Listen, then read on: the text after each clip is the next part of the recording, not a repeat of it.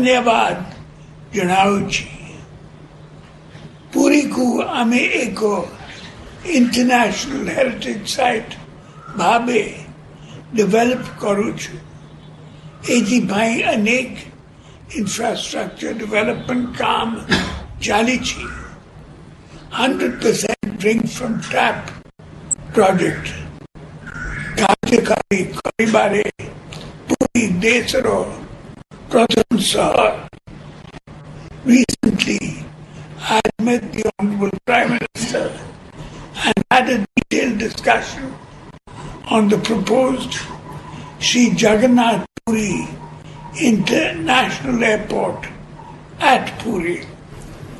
We will incorporate all the suggestions given by the Honorable Prime Minister for making it a world-class seaside airport, and I'm hopeful that with your cooperation and support, within 3 to 4 years, this airport will be ready and the Honorable Prime Minister will come to Sri Kshetra to dedicate the Sri Jagannath Puri International Airport. Further, I would like to request sanctioning of Puri-Konarak new railway line which will connect two iconic marvels of our state.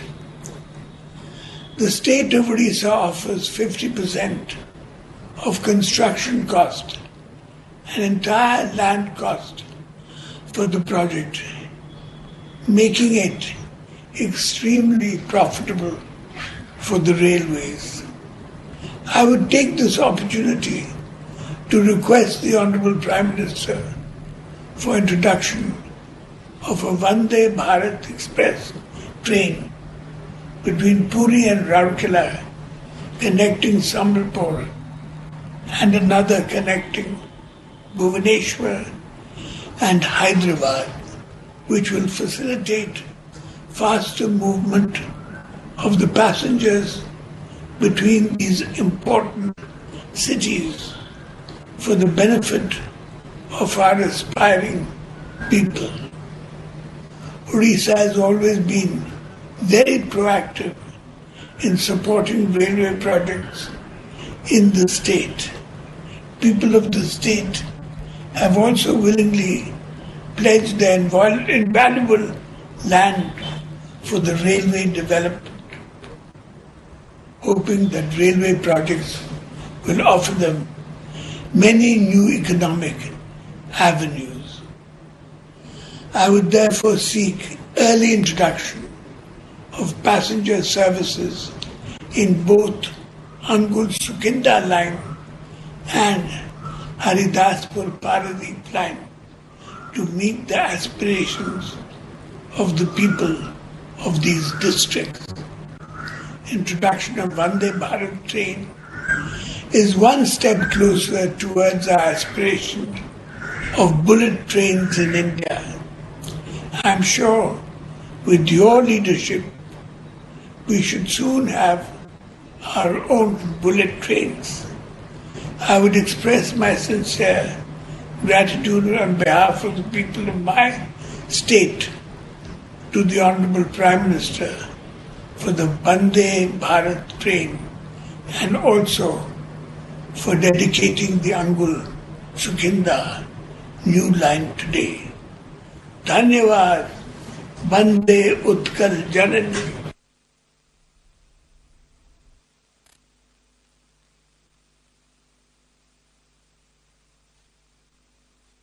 माननीय मुख्यमंत्री श्री नवीन पट्टनायक जी संबोधन पर आम कृतज्ञता निवेदन करुचु एवं अब प्रस्तुत है पुरी कोलकाता वंदे भारत एक्सप्रेस तथा अन्य रेल परियोजनाओं पर आधारित एक लघु फिल्म।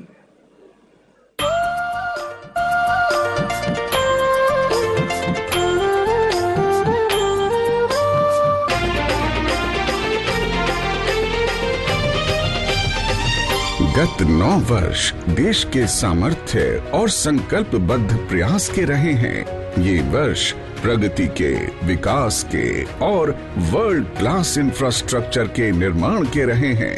पिछले 9 सालों में माननीय प्रधानमंत्री श्री नरेंद्र मोदी जी के दूरदृष्टा नेतृत्व में भारतीय रेल भी तेजी से बदली है, नवीन और आधुनिक हुई है।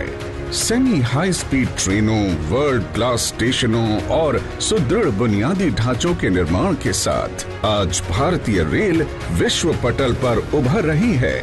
आज केंद्र सरकार भारतीय रेलवे को आधुनिक बनाने के लिए रिकॉर्ड इन्वेस्टमेंट कर रही है। वंदे भारत जैसी आधुनिक ट्रेनें देश में बन रही हैं, रेल यात्रियों को नए अनुभव करा रहे हैं। रेलवे स्टेशन को भी एयरपोर्ट की तरह विकसित किया जा रहा है। आस्था, अध्यात्म, समृद्ध संस्कृति और पर्यटन के लिए प्रसिद्ध ओडिशा के विकास के लिए कृत संकल्प भारत सरकार ने राज्य के लोगों को सतत रेलवे इंफ्रास्ट्रक्चर परियोजनाओं का उपहार दिया है। इसी कड़ी को आगे बढ़ाते हुए आज माननीय प्रधानमंत्री श्री नरेंद्र मोदी जी ओडिशा की पहली वंदे भारत एक्सप्रेस ट्रेन को हरी झंडी दिखा रहे हैं। यह पूर्ण स्वदेशी वंदे भारत एक्सप्रेस ट्रेन भगवान जगन्नाथ की नगरी पुरी से बंगाल की औद्योगिक नगरी हावड़ा के बीच करीब 500 किलोमीटर का सफर 6 घंटे 40 मिनट में पूर्ण करेगी, जिससे यात्रा में 20% समय की बचत होगी।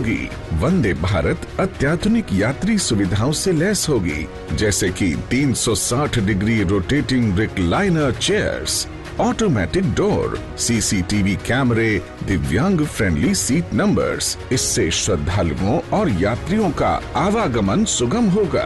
आज ओडिशा में हरित रेलवे के तहत 100% विद्युतीकरण का कार्य पूर्ण कर राष्ट्र को समर्पित किया जा रहा है।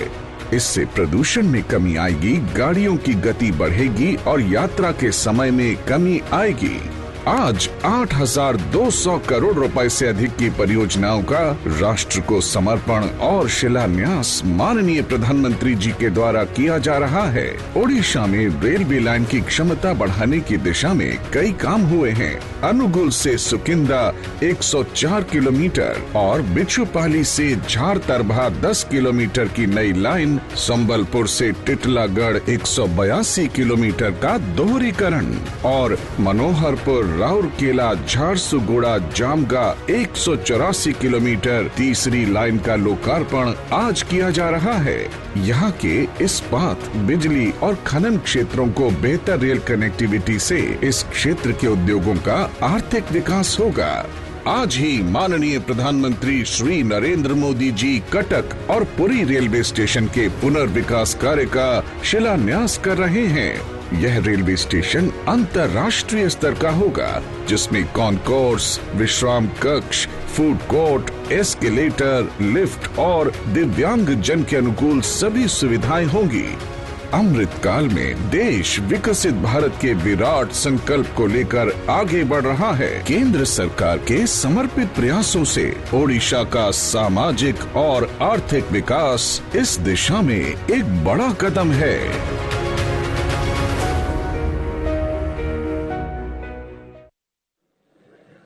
अब आदरणीय प्रधानमंत्री महोदय से सादर एवं सविनय निवेदन है कि वे माननीय अतिथियों की गरिमामय उपस्थिति में पुरी एवं कटक रेलवे स्टेशन की पुनर्विकास का शिलान्यास रिमोट का बटन दबाकर करें।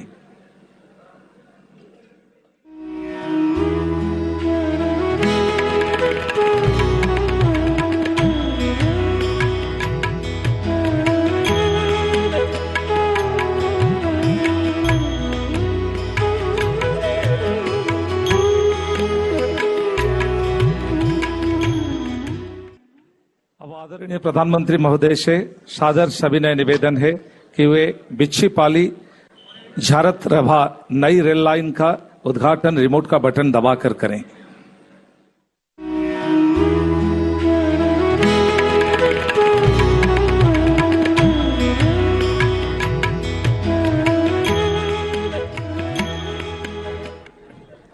आदरणीय प्रधानमंत्री महोदय से सादर सविनय निवेदन है कि वे अब रिमोट का बटन दबाकर संबलपुर टिटलागढ़ रेल लाइन का दोहरीकरण का, अनुगुल सुकिंदा रोड नई रेल लाइन का, मनोहरपुर राउरकेला झारसुगुड़ा जामगा के बीच तीसरी लाइन का तथा ओडिशा राज्य की समस्त रेल लाइनों के विद्युतीकरण का राष्ट्र को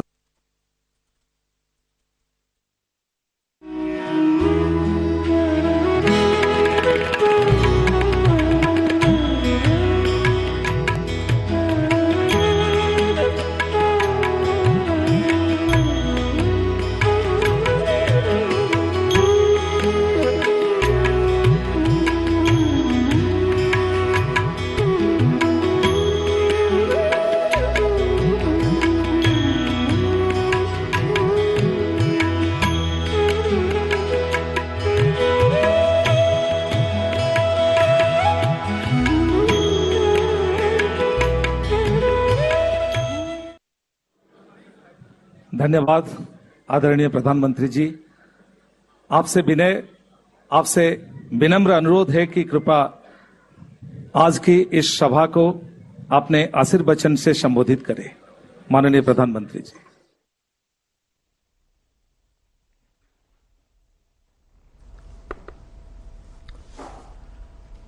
जय जगन्नाथ। उड़ीसा के राज्यपाल श्री गणेश लाल जी,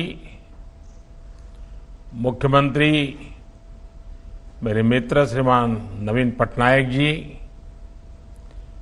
कैबिनेट में मेरे सहयोगी अश्विनी वैष्णव जी, धर्मेंद्र प्रधान जी, विश्वेश्वर टूडू जी, अन्य सभी महानुभाव और पश्चिम बंगाल एवं ओडिशा के मेरे सभी भाइयों और बहनों, आज ओडिशा और पश्चिम बंगाल के लोगों को वंदे भारत ट्रेन का उपहार मिल रहा है। वंदे भारत ट्रेन आधुनिक भारत और आकांक्षी भारतीय दोनों का प्रतीक बन रही है। आज जब वंदे भारत एक स्थान से दूसरे स्थान पर यात्रा करती है, गुजरती है, तो उसमें भारत की गति दिखाई देती है और भारत की प्रगति भी दिखाई देती है। अब बंगाल और ओडिशा में वंदे भारत की ये गति और प्रगति दस्तक देने जा रही है। इससे रेल यात्रा के अनुभव भी बदलेंगे और विकास के मायने भी बदलेंगे। अब कोलकाता से दर्शन के लिए पुरी जाना हो या पुरी से किसी काम के लिए कोलकाता जाना हो, ये यात्रा केवल 6.5 घंटे की रह जाएगी। इससे समय भी बचेगा, व्यापार और कारोबार भी बढ़ेगा और युवाओं के लिए नए अवसर भी तैयार होंगे। मैं ओडिशा और पश्चिम बंगाल के लोगों को इसके लिए बहुत बहुत बधाई देता हूं। साथियों, जब भी किसी को अपने परिवार के साथ कहीं दूर यात्रा पर जाना होता है तो रेल ही उसकी सबसे पहली पसंद होती है, उसकी प्राथमिकता होती है। आज ओडिशा के रेल डेवलपमेंट के लिए और भी कई बड़े कार्य हुए हैं। पुरी और कटक रेलवे स्टेशनों के आधुनिकीकरण का शिलान्यास हो, रेल लाइनों के दोहरीकरण का काम हो, या ओडिशा में रेलवे लाइन के 100% विद्युतीकरण के लक्ष्य की प्राप्ति हो, मैं इन सभी के लिए ओडिशा के लोगों को बहुत बहुत बधाई देता हूं। साथियों, ये समय आजादी के अमृत काल का समय है। भारत की एकता को और मजबूत करने का समय है। जितनी ज्यादा एकता होगी, भारत का सामूहिक सामर्थ्य उतना ही ज्यादा शिखर पर पहुंचेगा। ये वंदे भारत ट्रेनें इस भावना का भी प्रतिबिंब है।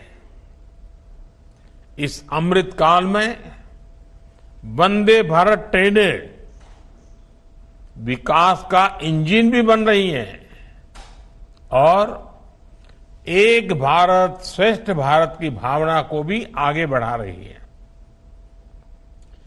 भारतीय रेलवे सबको जोड़ती है, एक सूत्र में पिरोती है। वंदे भारत ट्रेन भी अपनी इसी परिपाटी पर चलते हुए आगे बढ़ेगी। ये वंदे भारत बंगाल और ओडिशा के बीच, हावड़ा और पुरी के बीच जो आध्यात्मिक और सांस्कृतिक संबंध है, उन्हें और मजबूत करेगी। आज देश के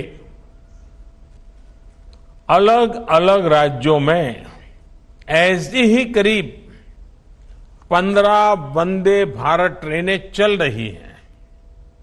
ये आधुनिक ट्रेनें देश की अर्थव्यवस्था को भी रफ्तार दे रही हैं।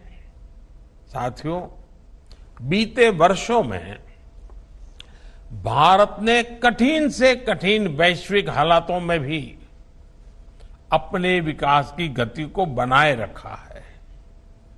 इसके पीछे एक बड़ा कारण है कि इस विकास में हर राज्य की भागीदारी है। देश हर राज्य को साथ लेकर आगे बढ़ रहा है। एक समय था जब कोई नई टेक्नोलॉजी आती थी या नई सुविधा बनती थी तो वो दिल्ली या कुछ बड़े शहरों तक ही सीमित रह जाती थी। लेकिन आज का भारत इस पुरानी सोच को पीछे छोड़कर आगे बढ़ रहा है।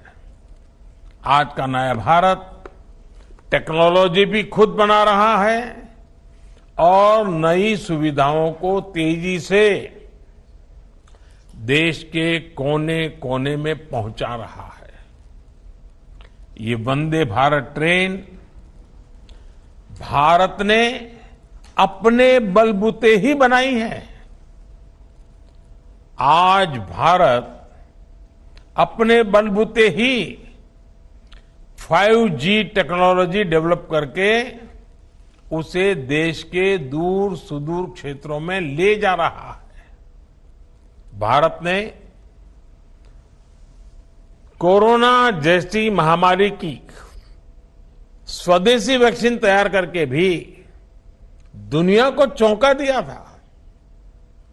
और इन सब प्रयासों में समान बात यह है कि ये सारी सुविधाएं किसी एक शहर या एक राज्य तक सीमित ही नहीं रही, बल्कि सबके पास पहुंची, तेजी से पहुंची।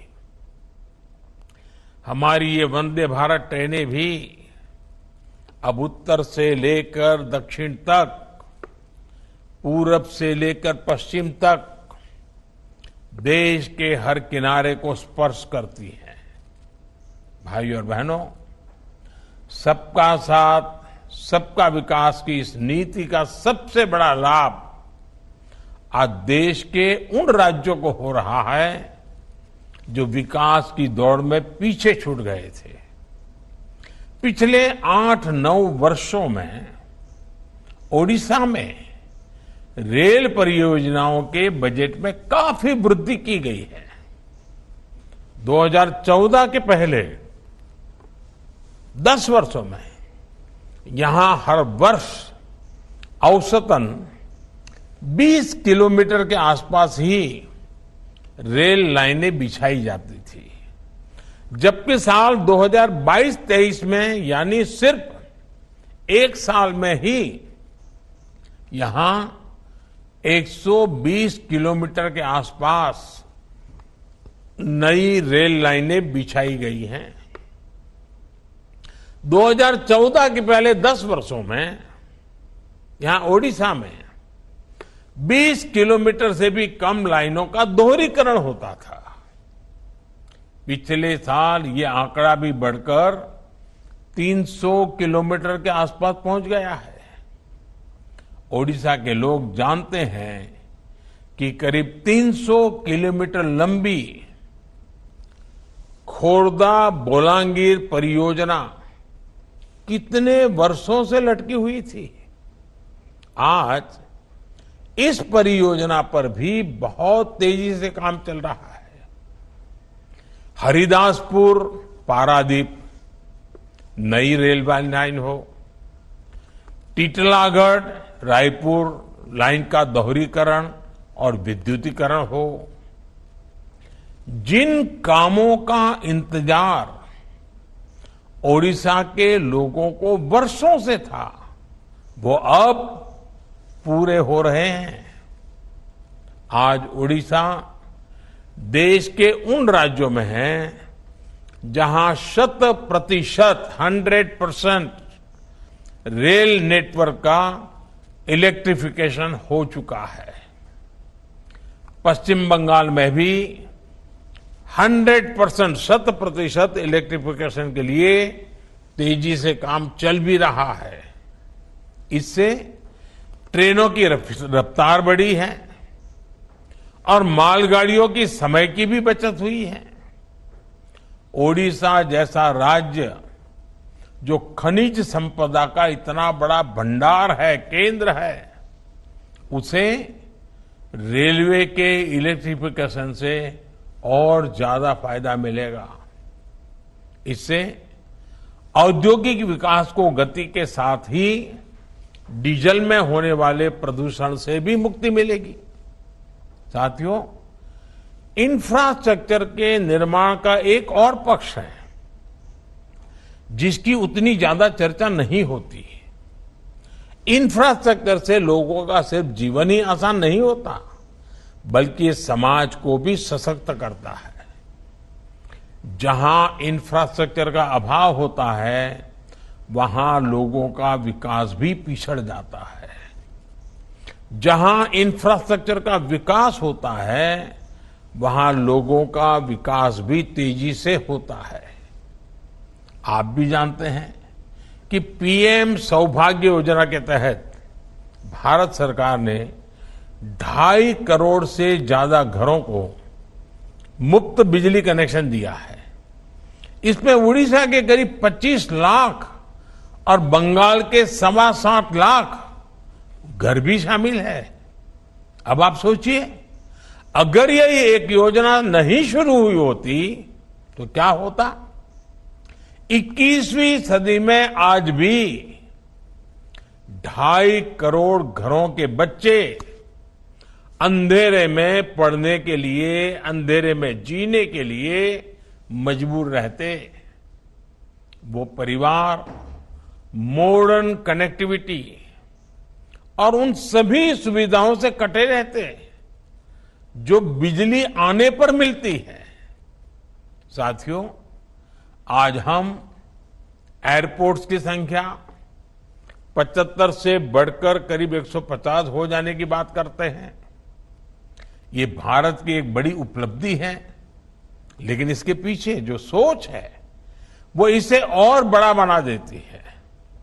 आज वो व्यक्ति भी हवाई जहाज में यात्रा कर सकता है जिसके लिए ये कभी जीवन का सबसे बड़ा सपना था।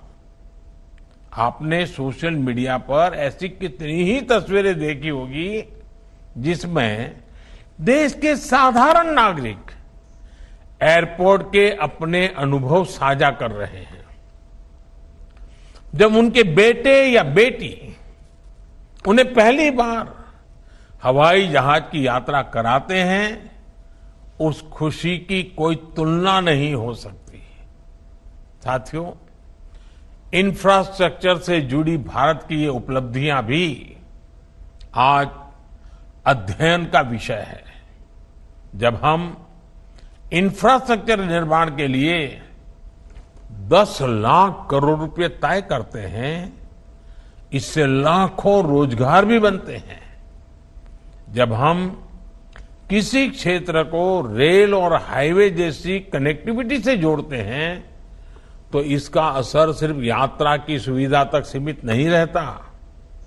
ये किसानों और उद्यमियों को नए बाजार से जोड़ता है, ये पर्यटकों को टूरिस्ट प्लेस से जोड़ता है, ये छात्रों को उनकी पसंद के कॉलेज से जोड़ता है।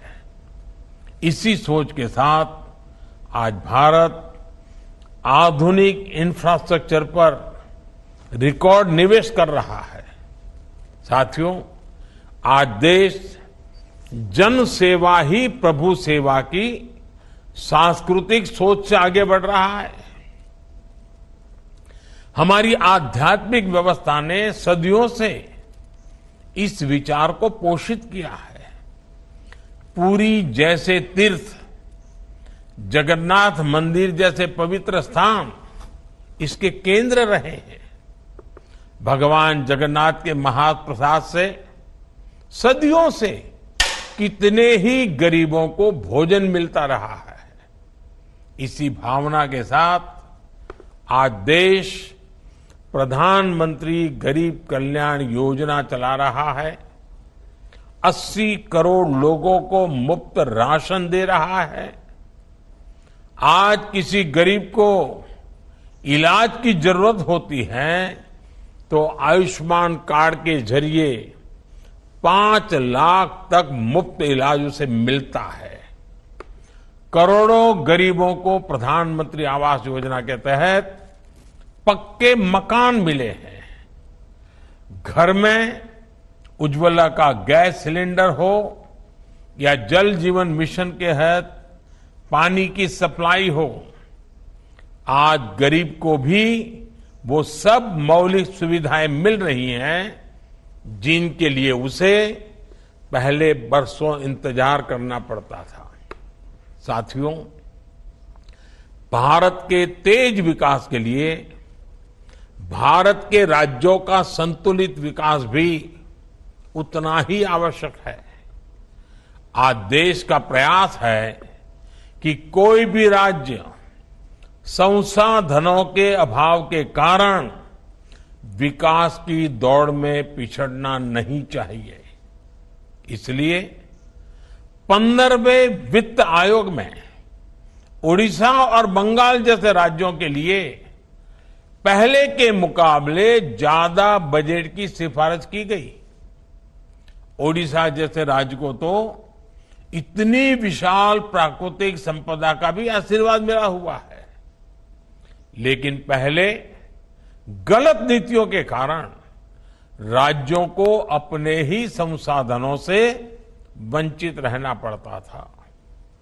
हमने खनिज संपदा को ध्यान में रखते हुए खनन नीति में सुधार किया।